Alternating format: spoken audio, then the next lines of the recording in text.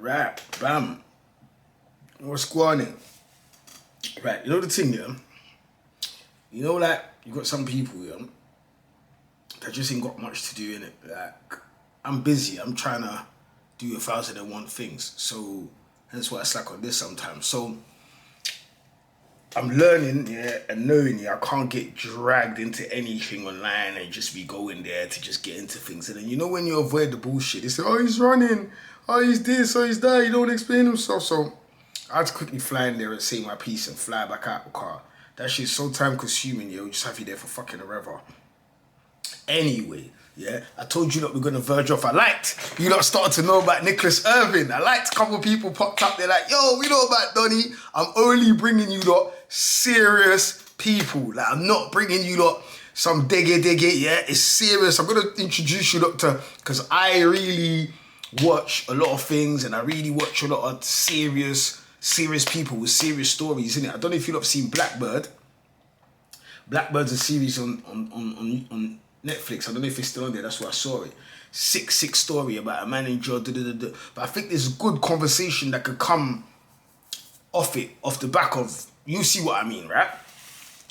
Now, everybody knows who Baby is. Cash Money, kissing people on the lips, all that weird shit, right? Cool. Now, he has got brothers in it. He's got a younger brother, yeah, called Baby Gangsta. That's who BG got his name from, yeah.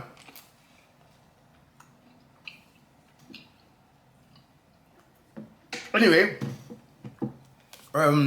they're estranged now, but what he done is a question mark, and I want you lot to try and answer it for me, because I don't really agree with some of what people say, just because of how me and the man them have agreed, yeah? If, God forbid, if I'm not here and I passed, yeah? And the man them get nicked for something, and they can blame me for it. Blame me, throw it on me. Like, unless it's like an R or something, you know what I'm saying to you, then, yeah, because you better ride that wife for that, you know what I'm saying? But any type of doings, nankins, M's, blame me. I'm not here. The reason why snitching is wrong, yeah, is because if you get caught, you should wear the consequences without making your friend or anybody else have to wear the consequences. And, yeah, if you do snitch but you do gangster shit, yeah, then the rating kind of goes away, because somebody could argue the fact of, yeah, you was only that gangster because you knew if you got bagged, you was going to snitch anyway. That's how it works in my brain. Do you know what I'm saying? Yeah? But if I'm not here and you can't affect my freedom and you're my bro, why the fuck would I want you to keep your mouth shut or some G shit and waste all your life? You can't be outside for your kids. You can't see your mum. My mum and dad can't see me anyway. I'm out of it. Like, the hell? You know what I'm saying? Anyway, that's what he did. Boosie and them didn't agree. I don't know. I can't say they're wrong. I can't say I'm right. But to me, I'm right, if that makes sense. Does that make sense? Yeah? But anyway, we're going to get into it now.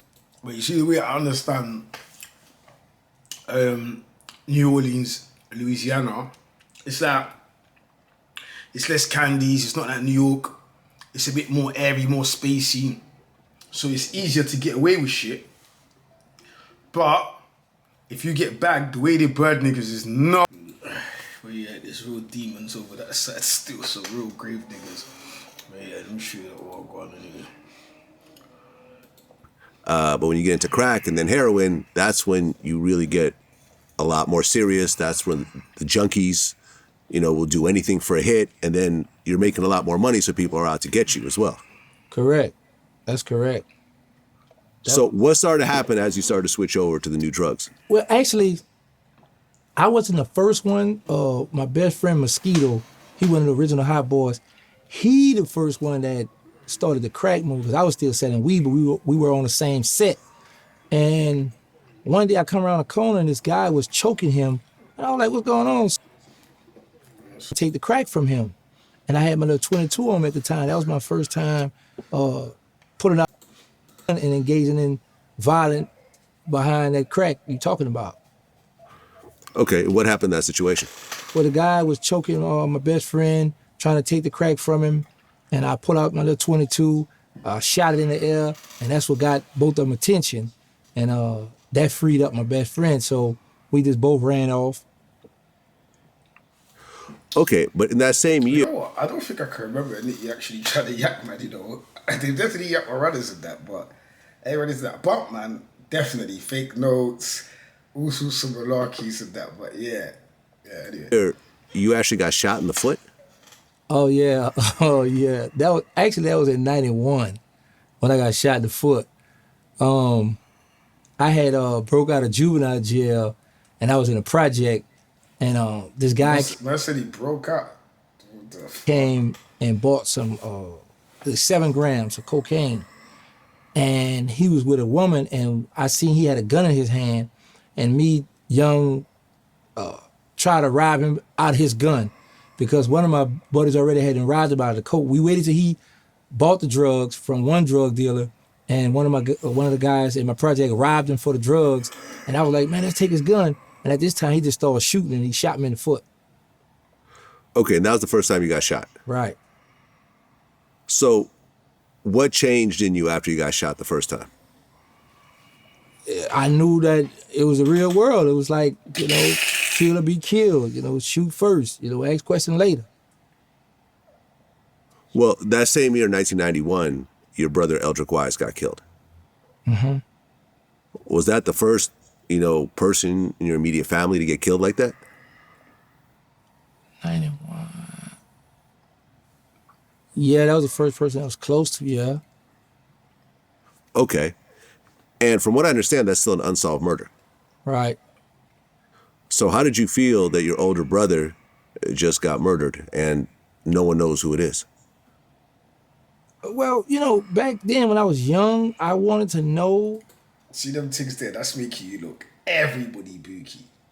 Everybody. Because for all you know, that could be one of his brethren, could be one of his ops, could be one of your, you just don't know. You just don't know, innit? And you see, for the most part, if that shit never comes out like that, it's close to home. Because 9 times out of 10, if it's an op, they're probably going to brag about it, shit like that, talk to people about it, people going to know. But when it's close to home, when they're knowing, yeah, it's, you know what I'm saying? You better keep that one to And, back then you always would wait for the police or somebody to come and say, hey, we found this out, we found that out.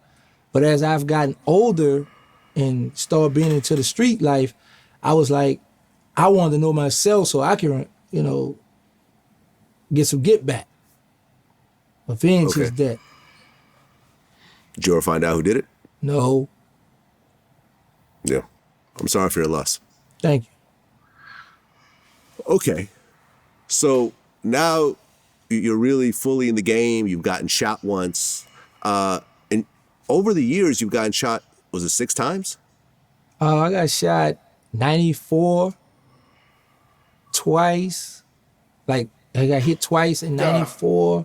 Nah, that's diabolical. You must be speaking about he got shot twice in the same instant. Because you can't be getting shot twice in the same year.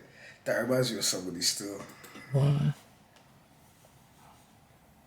And in 96, I was hit twice. Yeah. Yeah, I think he means the same instant. You're now fully in the drug game, but your brother is starting to launch Cash Money Records. Right. And in 1992, they put out their first project, Kilo G, The Sleepwalker. Now, were you at all involved in this label early on, or that's just your brother's thing? That was their thing. I didn't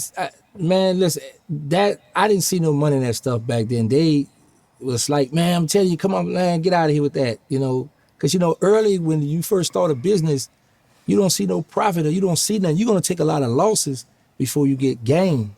And, the street money that's where the money at the time. So I'm like, man. That's what a lot of people don't understand about starting anything legit, I had to have the same talk here with people I was working with, thinking that everything's going to happen like that or you're going to make legit money that's as quick as road money in the same instance. I guess it probably does happen like that for some people if they're really lucky or if maybe they start already in a great position.